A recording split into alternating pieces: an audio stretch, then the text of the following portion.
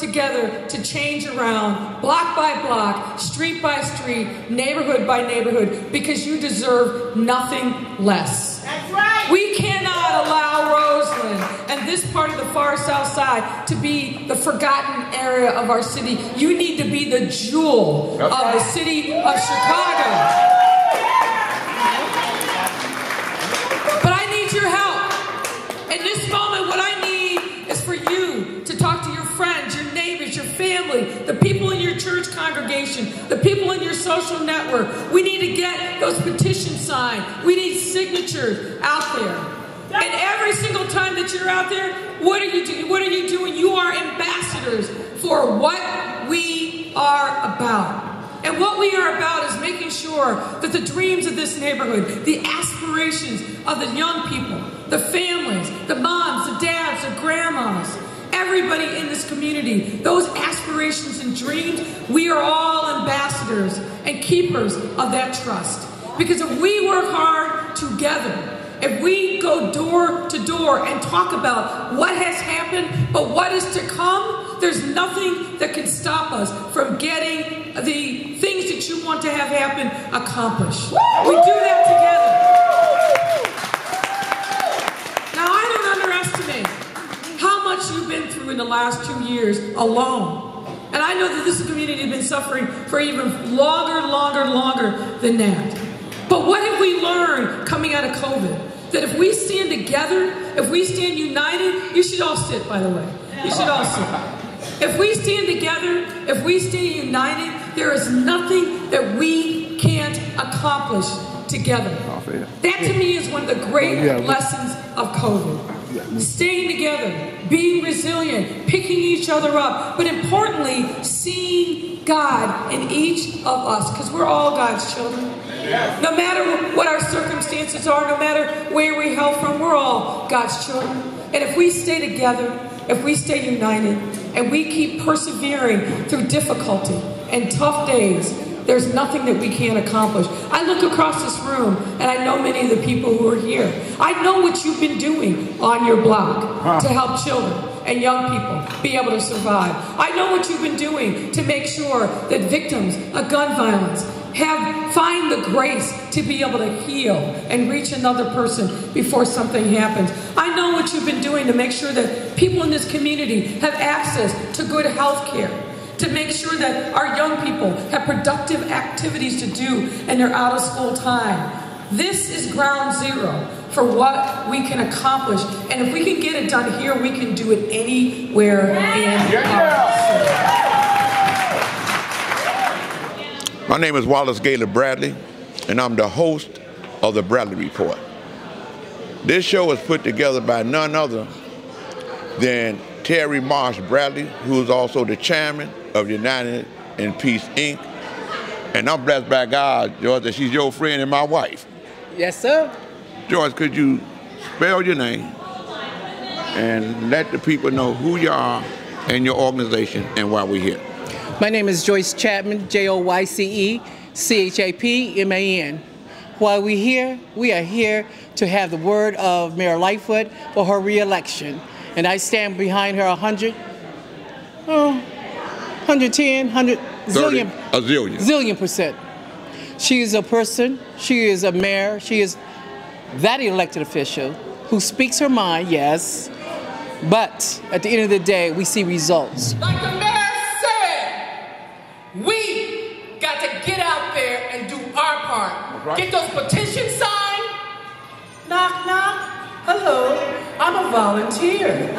Will you mind signing the mayor's petition for re-election? Yes. February 28, 2023 at 8:01 p.m. Who are we going to have for mayor?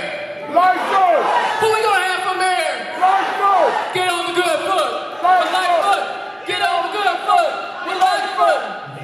Well, you work to help increase the capacity of local developers who aren't necessarily as connected, but still have the plans, the wherewithal, and the sweat equity in trying to increase the capacity of the city. So his question was about what will we do in the future to help empower local developers. And what I'm going to tell you is what we are doing right now to empower local developers. Any of you heard of Invest Southwest, I hope? Yeah, good. So what is the point of Invest Southwest? Well, one, of course, is to make sure that we are bringing economic development to areas of the South and the West Side. Majority black and brown neighborhoods that have not seen the kind of economic development that we and you deserve. You know this, your communities have been disinvested in for far too long. So one of the big points of Invest Southwest, and Roseland is one of these neighborhoods, is to make sure that we are coming in with a humble heart and a listening ear to ask you, what do you want? What do you need? What is going to make a difference to turn around the economic fortunes in your neighborhood? And so that's an important piece of it. Not coming to your neighborhood from the top down and telling you what you need, but to make sure that we are listening and that as a city government, we are providing resources to help the community realize its hope, its dreams, its aspirations. That's point one. Point two is, one of the things that we've heard in the various listening sessions that we've done in the 10 communities on the South and the West Side is that you want safer pedestrian walkways. You want green spaces, streetscape, green spaces where there's intergenerational opportunities for convening. And so a lot of what we've done, to the tune of over $300 million, is improve streetscapes and green spaces all across these 10 communities, and more to come. But you mentioned about development, which is, I think, an important and integral part of Invest Southwest. So all across these 10 communities, and finally, Joyce, come into Roseland. What we have said is there are vacant lots.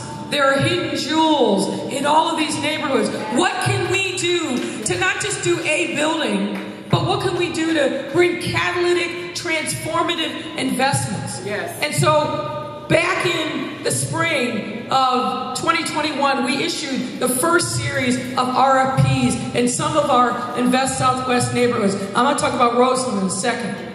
We issued these RFPs, and what we said is, developers, number one, you got to look like the neighborhoods in which you are investing. Right. You got to look like, and you got to put together teams that look like the people in the neighborhood. Why is that important? Do you want people from Indiana that don't care about you coming in and doing development work in your neighborhood? No, you don't. We want to empower black and brown developers, people who have been doing this work for a while, but haven't had the kind of opportunity that a 10 or 20 or in some instances $40 or $50 million investment can bring. So if you look at the developers, go to the city website, the Department of Planning, look at who the teams are that are involved in the Invest Southwest developments. They look exactly like the neighborhoods in which they're investing. And the other benefit is, not only is it giving them the opportunity to do the work and to take on these important assignments and commissions, but it's opened up other opportunities for us. Every single developer that has won an Invest Southwest RFP has now gotten 3 or 4 other big deals as a result of being involved with our work. So it is a multi-tiered strategy geared around what people in the neighborhoods tell us what they want.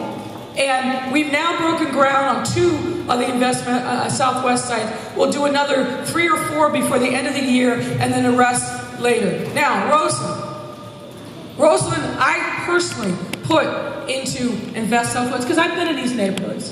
I've walked these streets with many of you, and I've seen the potential, but I also seen the obstacles. And Invest Southwest and Roseland is the last neighborhood that we are working on with RFPs. Why is that? Cleopatra, can you give us a guess? Sometimes a local alderman is an impediment to progress. Sometimes the local alderman says, my way or no way. So while all these other neighborhoods, right, Auburn, Gresham, Austin, other communities are moving forward and starting to see the benefits of Invest Southwest, Roseland's about a year behind. Now, I'm not giving up. And I made it very clear, we're either going to do it with you or we're going to run over you. Because we are not going to deprive this community of the resources that it needs because of one man standing in the way. That's not how we make progress. So suddenly, magically, he got the message that the people of Roseland demanded and deserve investment. The people of Roseland deserve to see the same benefits and the fruits of their labors come to their community. So hold on, because we're coming. I know that you all are involved in putting together your plans, and we are going to be your partners in that work. Roseland will not be forgotten. Roseland will not be left behind. And I promise you that developers who look like this neighborhood, who understand this neighborhood, will be the people leading the charge with the city resources to back it up. Michigan Avenue will be transformed. I guarantee you that. For those shop owners who have rolled out for so long, we're going to bring you company. You're going to have people, you're going to have walkable neighborhoods, just like we take advantage of on the north side. That change is coming to Roseland. I guarantee you it's happening. And it's happening because that's what you deserve. It's happening because that's what you've demanded. And we're going to make sure not only do we bring jobs in the construction, we're going to bring permanent jobs for people in this neighborhood. That's what Invest Southwest means. It's a multi-layered strategy to empower neighborhoods and change the literal landscape of your neighborhood for years to come.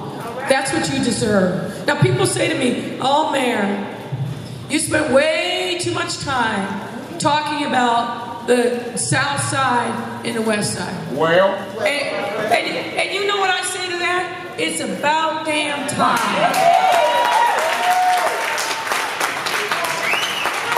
I am unapologetic about the fact that we must bring resources to neighborhoods that have been starved for too long.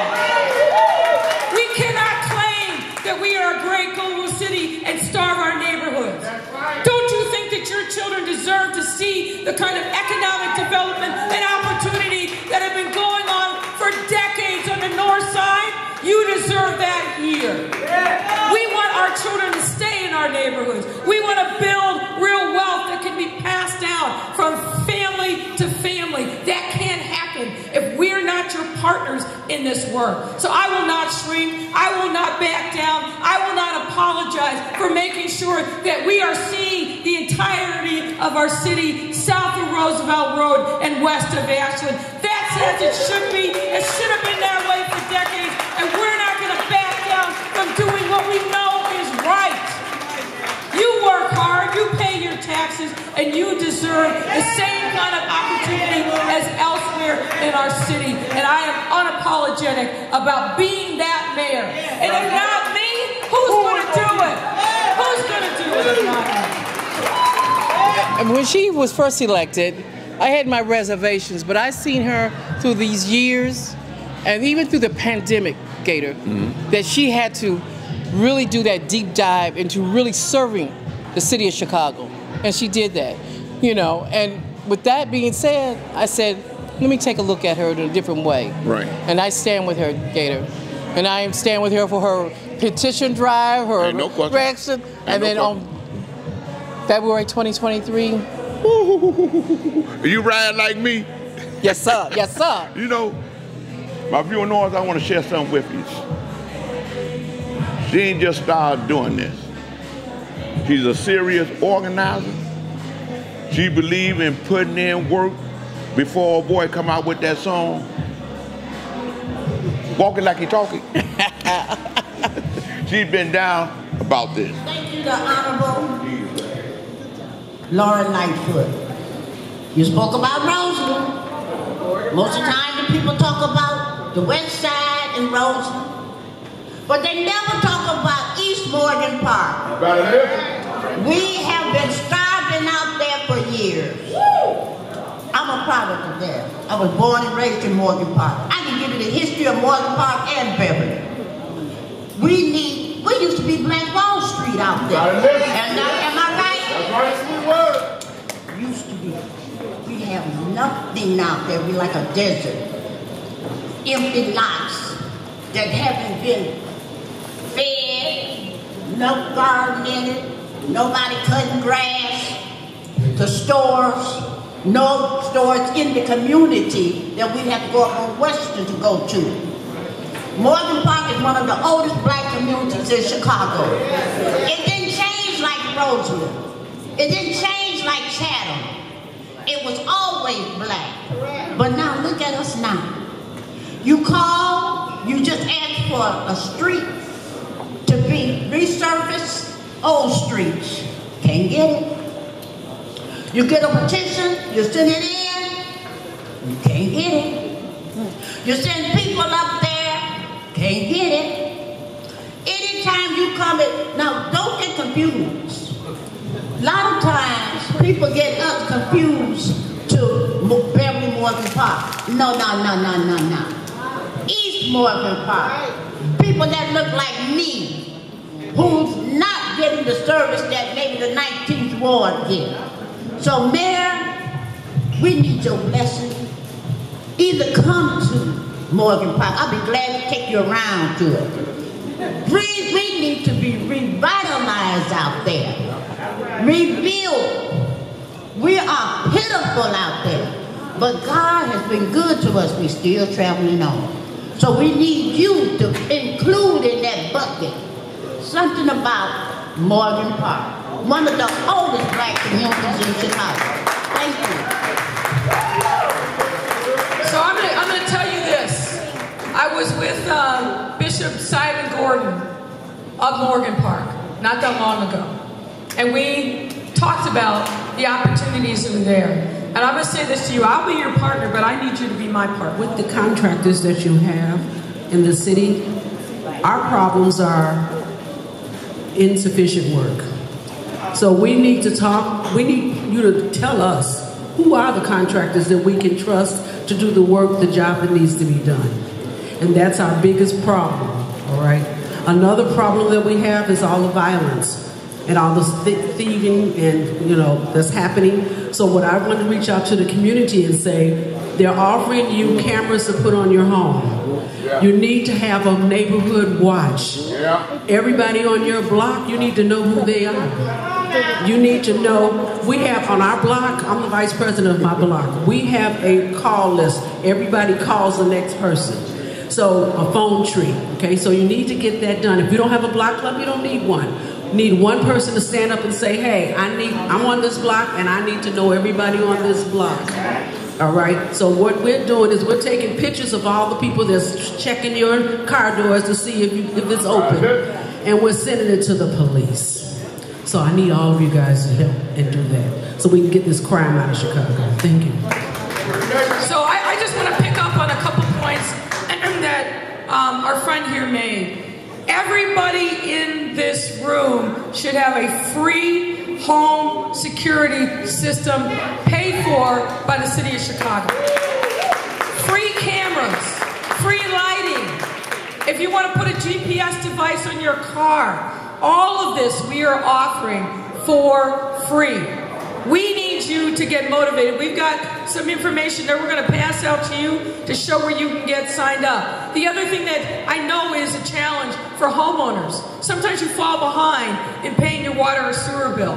Well, guess what, folks? We put in place a program that will allow you to fashion a payment plan if you fell behind that fits your budget. Not what we dictate, but fits your budget. And if you make that payment plan for 1 year's time, all of your old debt will be washed away. All of your old debt will be washed away.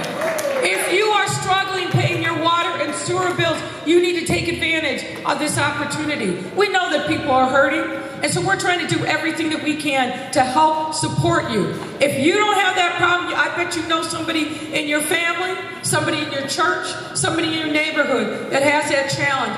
Take one of these cards on the back. It will tell you exactly what you need to know. And if you're a small business and you've got a problem and you're in administrative courts, we're going to give you the same kind of relief.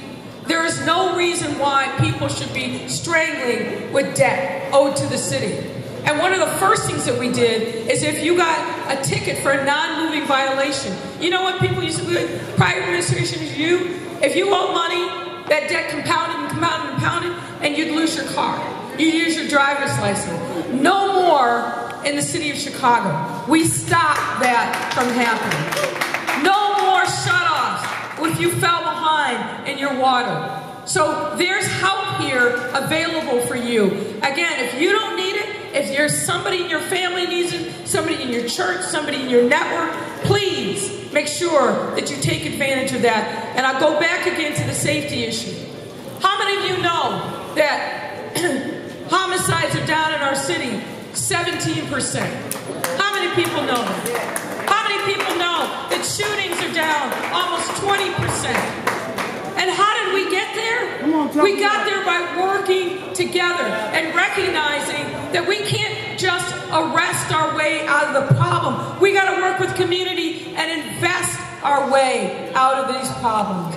That's how we get there. That's how we bring lasting peace. Now, nobody's taking a victory lap because I'm not going to be satisfied, and I know you're not going to be satisfied until Chicago is the safest big city in the country. Yeah. But folks, we are making progress, and we are on our way. And don't let anybody tell you differently. If you watch the news, you think it's murder and mayhem every single day on every block throughout our city. Now, we got challenges. We got young people who are coming from homes that are falling apart. And we need to reach those young people and give them an opportunity and give them hope. But ladies and gentlemen, we are making progress because of the hard work of so many of whom are here in this neighborhood today. For the underplay and how they get us to turn against. Talking about brown. No, I'm black. Ain't no brown and black. We need our neighborhoods to be seen. And it's a 911 now. It was a 411. It's a 911 now. We must get Mayor Lightfoot back in office because she's the only one that's really fighting for our community, and she cannot do it on her own. You won't change. You have to help be the change. Ain't nothing gonna change. When you get up in the morning, you want new clothes, you gotta change it. Ain't nothing gonna happen. We want microwave results in our neighborhood because that's what they condition us, to have microwave results. It's time for us to get back in the kitchen and get the real ingredients for the meal and put it in the oven and watch it marinate and watch it slow cook because we can no longer afford microwave results. All of us are traumatized. Every last one of us are traumatized. And it just didn't start 3 years ago. It's time for our communities to stop blaming each other, playing the blame game. If you got a sorry-ass alderman, get him out.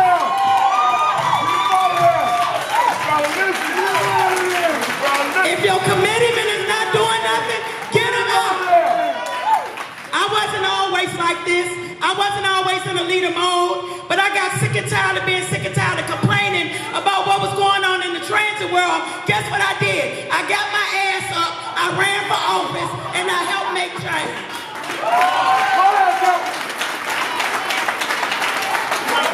So I'm here to tell you all, and God, Dad, forgive me, as a PK kid, right, from the churches to the schools to our communities, all have failed. Yeah. But what are we going to do about it? What are we going to do about it? Get up and get out there. What? Gonna get up and get out there. We're going to turn on the lights. We're going to flip up the lights. For those of you who, like me, came from down East St. Louis, we didn't know what was in the dark, but when we turned on the light, the roaches ran. We want the roaches up out of our community because we deserve to live just like everybody else in peace. And we got a mayor who wants us to live in peace And she got to fight every day the demons that have been paid on your back, pretending like they're trying to do something for you. It's over with. It's done with. It's said and done. We're going to get out there with these petitions. And we're going to get out there and we're going to educate our people about how this election process works. We can't do it overnight, but that signature is a start. That signature empowers a voice that has been silent for years. It's your turn now. She has made you ambassadors of your communities. No more crying. Take the tissue and put it away. Put your big girl drawers on. And let's get out there and do what we need to do for our community. For our community. For our mayor. For our city. For our time. How do we ride? This is what we said. We ride with the lights on. We ride with Lori, we ride with the lights on. Because when the lights on, you see air. Say it again. You see? You see what? So how we gonna ride?